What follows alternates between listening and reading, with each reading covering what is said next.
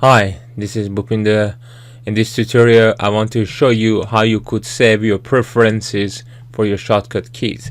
So you go to the edit, then you go to keyboard shortcuts.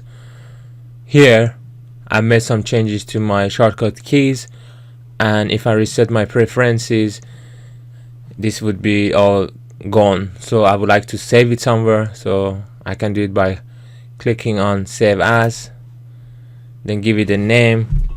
Give it your own name. I think would be the best thing because you know it's yours. Then click on OK, and you can see now that keyboard layout preset is saved, and you can use that interchangeably between this preset and other presets, and hopefully this will stay now for ever. And if this video was useful, please don't forget to subscribe, and I hope to see you in my next video. Thanks for watching. Bye bye.